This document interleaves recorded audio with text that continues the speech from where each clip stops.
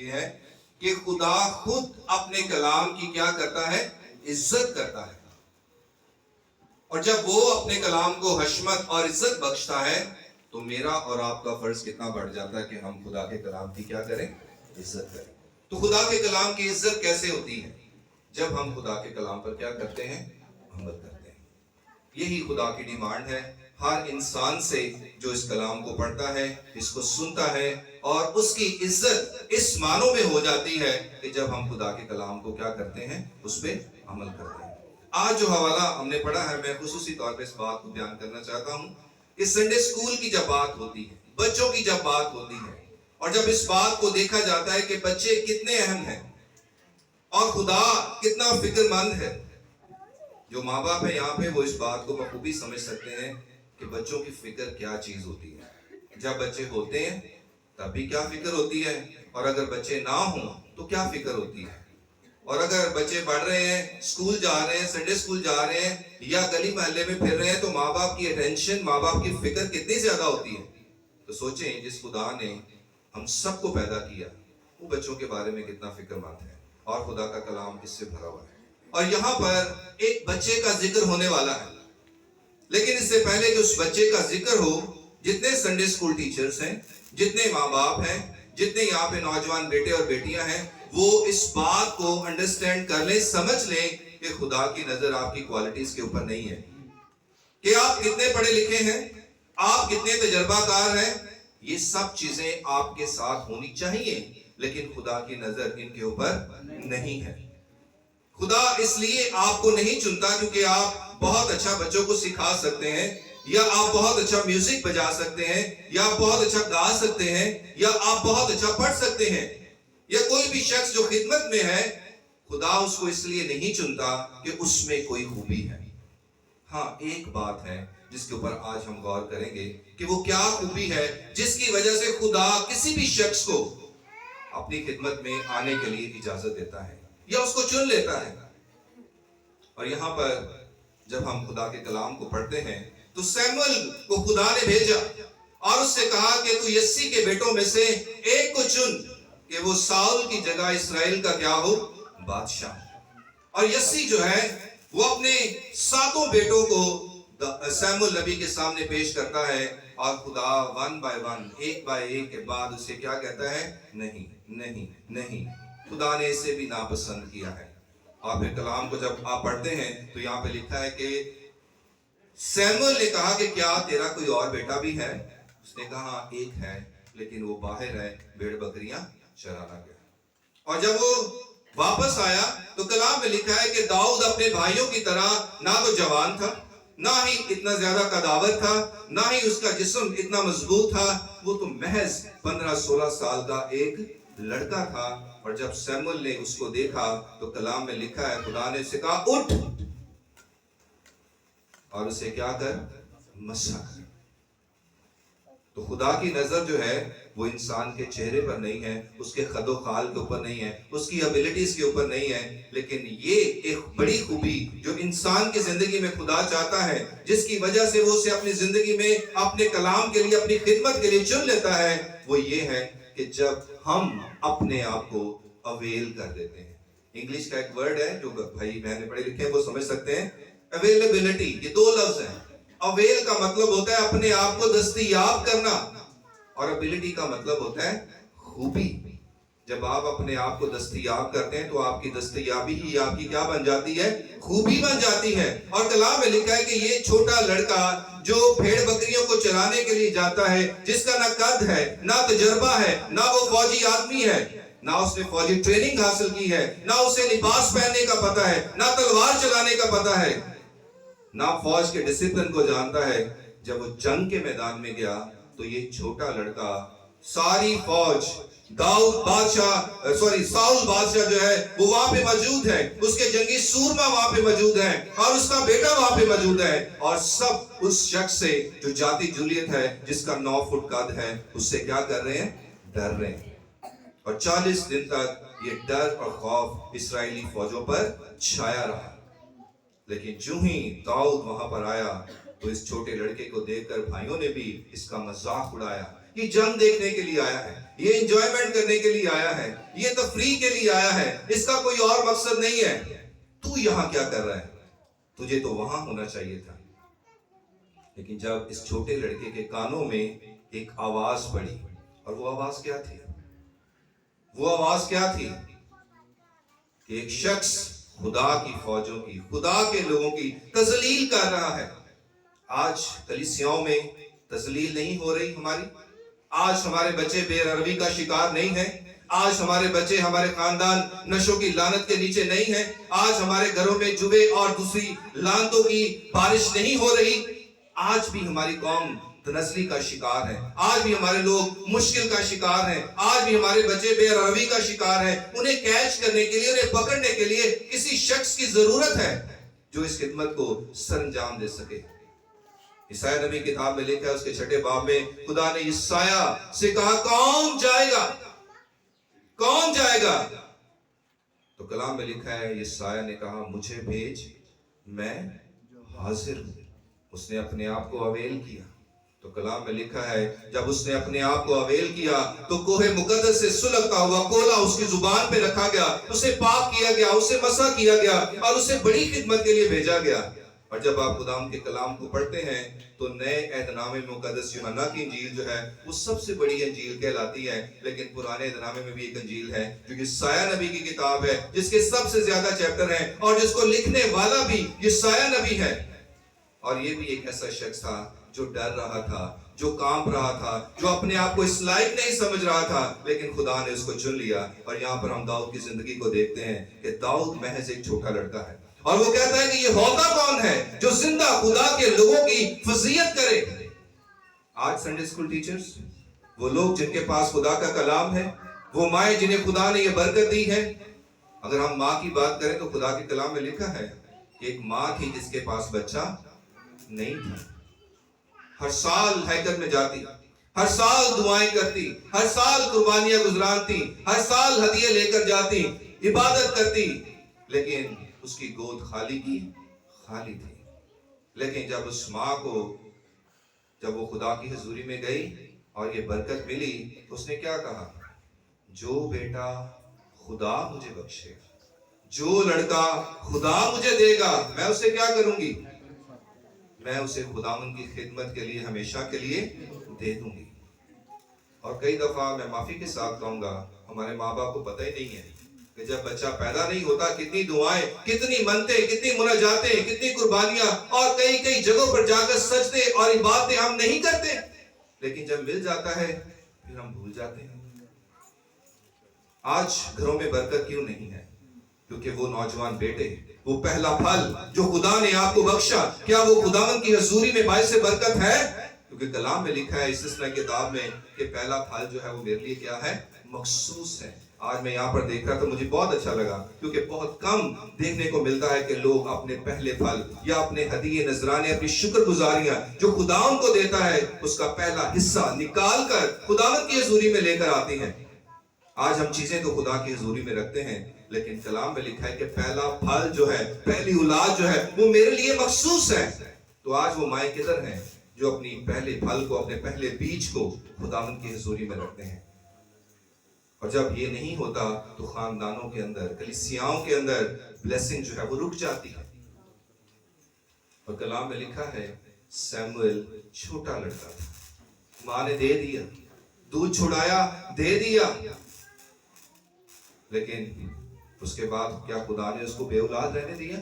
نہیں, خدا نے صرف اور بچے دیے. اور سیموئل کی زندگی کو دیکھیں کہ سیموئل, کلام میں لکھا ہے کہ دان سے لے کے بحر سبا تک وہ خدا کا نبی کہلایا. چھوٹی عمر میں ہی خدا نے اس بچے کے ساتھ کلام کیا کہ جب آپ اپنے بچوں کو خداوند کی حضوری میں دے دیتے ہیں, جب آپ اپنے بچوں کو خداوند کے لیے اویل کر دیتے ہیں, تو خدا کس قدر ان کی زندگی میں اپنے جلال اور اپنی قدرت کو استعمال کرتا ہے. اور داؤد کی زندگی میں بھی ایسا ہوا.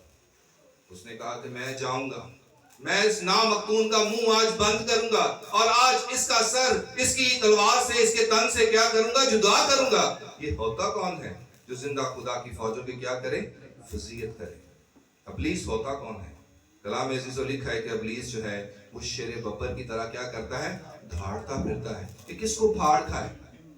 کبھی آپ نے نیشنل جیوگرافک چینل میں دیکھا ہو شیر اور ہرن کا جب شکار وہ کرتا ہے تو کتنی دوڑ لگتی ہے نا؟ شیر اس کے پیچھے ہے، ہرن بھاگتا جا رہا ہے۔ اگر آپ اس بات کو دیکھیں کہ جو فطرتی طور پہ ہرن جو ہے اس کی رفتار جو ہے وہ شیر سے کہیں زیادہ ہے، ہرن جو ہے وہ شیر سے کہیں زیادہ تیز دوڑتا ہے، لیکن وہ اس کا شکار کیوں ہو جاتا ہے؟ کبھی آپ نے سوچا کیوں اس کا شکار ہو جاتا ہے؟ کبھی آپ غور کریں کہ جب شیر ہرن کا شکار کرتا ہے تو ہرن بھاگتے ہوئے جب وہ بہت آگے نکل جاتا ہے، بہت سپیڈ سے آگے نکل جاتا ہے، تو وہ ہر لمحے، ہر 2 منٹ کے بعد، ہر 15 منٹ کے بعد پیچھے مڑ کے دیکھتا ہے، اور جو ہی وہ پیچھے مڑ کے دیکھتا ہے تو پھر اس کی سپیڈ جو ہے وہ کیا ہو جاتی ہے؟ کم ہو جاتی ہے، اور اس کا پیچھے مڑ کے دیکھنا شیر جو ہے اس لمحے کو، اس وقت کو غنیمت جانتے ہوئے اسے دبوچ لیتا ہے، کیونکہ شیر جو ہے وہ فوکس ہے، اس کا فوکس ہے کہ میں نے اپنے شکار کو کیا کرنا ہے؟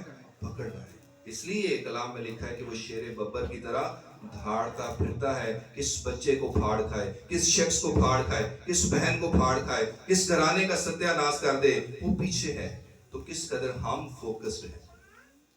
کلام میں لکھا ہے خدا یسوع مسیح نے صلیب پر اس کا کیا بنایا؟ برملا تماشا بنایا۔ وہ تو زخمی ہے، وہ گھائل ہے، لیکن اس کے باوجود وہ فوکس ہے، اس کا پورا دھیان، پوری توجہ ہے کسی بات پر ہے، کسی طرح سے کلیسیا کو اور ان کے بچوں کو اور ان کے خاندانوں کو اور ان کی زندگیوں کو میں کیا کروں؟ تباہ و برباد کروں۔ لیکن سنڈے اسکول ٹیچرز کو، ماؤں کو، پیرنٹس کو، والدین کو کس طور پہ اس بات کی توجہ دینے کی ضرورت ہے؟ کیونکہ کلام میں لکھا ہے مثال کی کتاب میں اس کے 22ویں باب کی 6 آیت میں لکھا ہے لڑکی کی کیا کر؟ اس راہ پر، سارے مل کے بولے اس راہ پر، اس راہ پر۔ آپ کو پتا ہے کہ جب یہ اس کا لفظ ہے تو یہ کسی طرف اشارہ ہے۔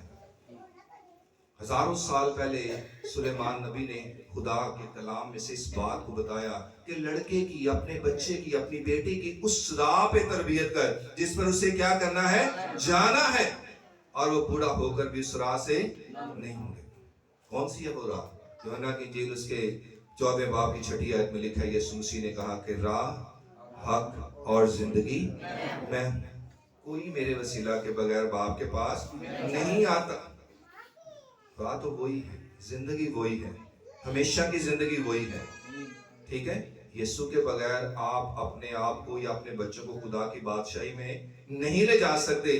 اپنے آپ کو اویل کرنا جو ہے، دستیاب کرنا جو ہے، ایک بہت بڑی خوبی ہے، اور خدا اس خوبی کو پسند کرتا ہے۔ آپ کو پتا ہے کہ جب داؤد نے چکنے پتھر لیے، گلیل لی، کیا خدا نے اس کو کہا تھا گلیل لے؟ کیا خدا نے اس کو کہا تھا کہ چکنے پتھر ندی سے اٹھا لے؟ نہیں۔ اس نے جب ساؤل بادشاہ سے کہا کہ میں نے بیابان میں، میں نے جنگلوں میں، میں نے ویرانوں میں جب میری بھیڑ کو کوئی شکاری اٹھا کر لے جاتا یا کوئی بھیڑیا اٹھا کے لے جاتا تو میں اس کے پیچھے بھاگتا اور چرواہے کے عصا سے اسے مارتا اور گلیل سے اس کا شکار کرتا۔ آج میں اسی طرح سے اس نامختون جو فلسطی ہے اس کو بھی مار گراؤں گا۔ کیا تھا اس کے پاس؟ اس کے پاس اپنی اویلیبلٹی تھی، اس نے اپنے آپ کو دے دیا، کوئی جانے کے لیے تیار نہیں ہے۔ ساؤل نے کہا کہ تو میرا لباس پہن لے، لباس کو ٹرائی کیا تو اس کے ساتھ وہ چل نہیں سکتا تھا، جنگی ہتھیار اس کو پہنا دیے، لیکن وہ ہتھیار اس کے لیے بہت وزنی تھے کیونکہ وہ ابھی محض لڑکا تھا۔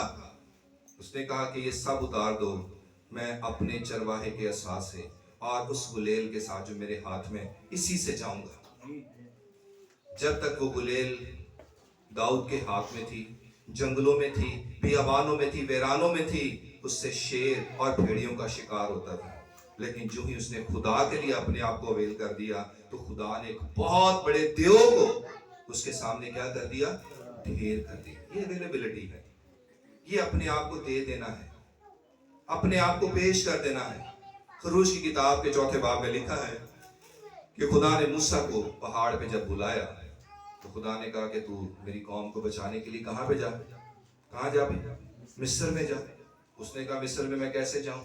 میں وہاں سے بھاگا ہوں، میں تو وہاں پہ ایک قاتل ہوں، وہ لوگ تو مجھے پکڑیں گے، مجھے مار ڈالیں گے، اور پھر اگر میں جاؤں بھی تو مجھ سے پوچھیں گے کہ مجھے کس نے بھیجا، اس کا نام کیا ہے؟ خدا نے کہا ان سے کہنا میں جو ہوں سو ہوں نے، تمہارے باپ ابراہم، اسحاق اور یعقوب کے خدا نے مجھے بھیجا ہے۔ پھر وہ ڈر جاتا ہے کہ نہیں خداوند میں نہیں جا سکتا کیونکہ میں بول نہیں سکتا، میری زبان جو ہے اس میں لکنت ہے۔ کبھی آپ سوچ سکتے ہیں کہ موسیٰ کس قدر علمی لحاظ سے اس زمانے کا پڑھا لکھا شخص تھا۔ مصر کے سارے علم اس کو آتے تھے، مصر کا وہ ایک جنگی سپہ سالار تھا، اور بڑی امید تھی کہ فرعون کے بعد موسیٰ جو ہے وہ اس ملک کا کیا بنے گا؟ فیرو بنے گا، فرعون بنے گا، بادشاہ بنے گا۔ لیکن خدا نے اس کی کسی اس خوبی کی بات نہیں کی۔ اور تو اتنا پڑھا لکھا ہے، تو نے 40 سال مصر میں گزارے ہیں، تیرے پاؤں جب زمین پر آتے تھے تو کئی جو نوجوان ہیں وہ تو اپنی تلیاں تیرے ہاتھوں کے نیچے کرتے تھے، اور کس طرح تو جنگ میں لوگوں کو مارتا تھا۔ جا، کیونکہ تیرے پاس بہت قوت ہے، بہت طاقت ہے، بہت تجربہ ہے۔ نہیں، خدا نے کہا تیرے ہاتھ میں کیا ہے؟ یہی کہا موسیٰ سے، یہی کہا۔ اس نے کہا میرے ہاتھ میں کیا ہے؟ چرواہے کا عصا ہے، اس سے میں بھیڑ بکریوں کو چراؤں۔ زمین پر ڈال دے۔ اور کلام میں لکھا ہے کہ موسیٰ نے جو اپنا جو عصا ہے، اپنی لاٹھی جو ہے، اس کو کیا کیا؟ زمین پر ڈال دے۔ وہ کیا بن گئی؟ ایک بڑا سانپ بن گئی۔ اور لکھا ہے موسیٰ اس کے آگے بھاگا۔ خداوند نے اس سے کہا ڈر نہیں، اس کی دم سے پکڑ لے۔ یہی سانپ جس سے تو اس بیابان میں مقابلہ کرتا ہے، آج اسی کے وسیلہ سے میں ان سارے بچھوؤں کو، ان سارے سانپوں کو، ان زہریلے کیڑے مکوڑوں کو اور دنیا کے بادشاہوں پر حکمران کرنے کے لیے ایک لاٹھی بنا دوں گا۔ اور کلام میں لکھا ہے چوتھے باب خروج کی کتاب کے چوتھے باب کی 20ویں آیت میں کہ اس کے بعد وہ لاٹھی موسیٰ کی لاٹھی نہیں رہی۔ اور آپ حوالہ نکالنا چاہیں تو پڑھ سکتے ہیں۔ کلام میں لکھا ہے کہ اس کے بعد وہ لاٹھی جو موسیٰ کے ہاتھ میں تھی، جو وہ کہتا تھا کہ یہ چرواہے کا عصا ہے، اس سے میں بھیڑ بکریاں چراتا ہوں، جس کے آگے وہ سانپ بن گئی اور وہ بھاگ گیا۔ اب وہ لاٹھی موسیٰ کے ہاتھ میں موسیٰ کی لاٹھی نہیں ہے۔ اگر کسی نے نکالا ہے تو اونچی آواز میں پڑھ سکتے ہیں۔ خروج کی کتاب اس کا چوتھا باب اس کی 20ویں آیت کو پڑھیں ذرا، جو پہلے نکال لے پڑھ دے۔ تب موسیٰ اپنی بیوی اور اپنے بیٹوں کو لے کر اور ان کو ایک گدھے پر چڑھا کر مصر کو لوٹا، اور موسیٰ نے خدا کی لاٹھی اپنے ہاتھ میں۔ ہاللیلویہ! کس کی لاٹھی؟ خدا کی لاٹھی۔ جب وہ پہاڑ پہ تھا، جس کے آگے وہ بھاگ رہا تھا، وہ اس کی لاٹھی تھی۔ لیکن جب وہ خدا کے کہنے پر موسیٰ کے ہاتھ میں دوبارہ واپس آئی تو خدا نے اس کو کس کی لاٹھی بنا دیا؟ خدا کی اپنی لاٹھی۔ اور آپ کو پتا ہے اس لاٹھی کے وسیلہ سے خدا نے مصر میں 10 آفتیں نازل کی۔ خدا نے بحر قلزم کو 2 حصے کر دیا۔ جب پیچھے فرعون کی فوجیں تھیں، آگے دریائے قلزم تھا، تو وہ لوگ گھبرا گئے، پریشان ہو گئے کہ ہم کیا کریں۔ ساری رات پوربی ہوا چلتی رہی، پانی 2 حصوں میں تقسیم نہیں ہوا۔ لوگ بڑبڑانے لگے، یہ کون شخص ہے جو ہمیں مرنے کے لیے یہاں پر بیابان میں لا رہا ہے؟ پیچھے مصر کی فوجیں ہیں، فرعون اس کی فوجیں ہیں، آگے دریا ہے تو بیچ میں ہم ہیں، ہم کدھر جائیں؟ آگے موت اور پیچھے بھی کیا ہے؟ موت ہے۔ کون ہمیں نکالے گا؟ سب لوگ موسیٰ کو پکڑنے لگے، کیونکہ یہ ظالم ہمارا لیڈر ہے، یہ موت کے لیے ہمیں یہاں بیابان میں لا رہا ہے۔ خدا نے موسیٰ سے کیا کہا کہ آج جن مصریوں کو، فرعون کی جن فوجوں کو، جن رتھوں کو تم دیکھتے ہو، آج کے بعد کبھی تمہیں ان کا ذکر بھی نہیں ملے گا۔ اور تاریخ گواہ ہے، اس وقت دنیا کی سب سے بڑی سپر پاور جو تھی، جیسے آج امریکہ ہے، اس وقت سپر پاور مصر کی حکومت تھی، اور اس کے بعد مصر کی حکومت کبھی دوبارہ قائم نہیں ہوئی۔ سارے اس کے رتھوں کو، اس کے فوجیوں کو خدا نے ان کے رتھوں سمیت بحر قلزم میں کیا کیا؟ ڈال دیا۔ اور اسی لاٹھی سے جب موسیٰ نے اس لاٹھی کو پانی پہ مارا تو پانی کیا ہو گیا؟ 2 حصوں میں تقسیم ہو گیا۔ اویلیبلٹی، جو کچھ آپ کے پاس ہے دیں خدا کو۔ یہ نہ سوچے خدا میں جب کچھ اور اچھا ہوگا، جب کچھ اور اچھا ہوگا، جب کچھ اور اچھا ہوگا۔ نہیں، جو کچھ آپ کے پاس ہے، لیکن جو آپ کے پاس ہے وہ بھی بیسٹ ہے۔ ایک دفعہ ہم سوچتے ہیں کہ میرے پاس جو ہے وہ اتنا بیسٹ نہیں ہے۔ کلام میں کیا لکھا ہے؟ جو تھوڑے میں کیا ہوتا ہے؟ دیانتدار ہے۔ جو اس کے پاس تھوڑا ہے، خدا اسے کیا کرے گا؟ بہت سی چیزوں کا مختار بنائے گا۔ جو آپ کے پاس تھوڑا ہے وہ بیسٹ ہے۔ दाऊद ने जो उसके पास था वो खुदा के हाथों में दे दिया, जो सैमुअल के पास था उसने खुदा के हाथों में दे दिया। उसने खुदा की आवाज को सुना, उसके सुनने की हिस्स बड़ी मजे की थी। छोटा बच्चा ही था ना, कितनी जल्दी खुदा की आवाज को सुन रहा है, लेकिन पहचान नहीं पा रहा। पहचान के लिए उस्ताद के पास गया और उसके उस्ताद ने क्या कहा, अब की बार आवाज है तो क्या कहना, तेरा बंदा सुनता है, तेरा बंदा। पहले वो अपने उस्ताद की आवाज समझ रहा था, है ना, कि शायद एली काहिन मुझे पुकार रहा है, लेकिन उसने कहा ये तेरे उस्ताद की आवाज नहीं है, ये जिसकी आवाज है ना उसके बस यही कहना कि तेरा बंदा क्या करता है, सुनता है। आज कितने टीचर सुनते हैं खुदा की आवाज को? क्या एबिलिटी थी उस छोटे बच्चे के अंदर? सिर्फ एक ही, कि उसने अपने आप को खुदा के लिए अवेल कर दिया कि मैं सुनता हूँ। क्या हम खुदा की आवाज सुनते हैं? मुकाशवे किताब में क्या लिखा है, जिसके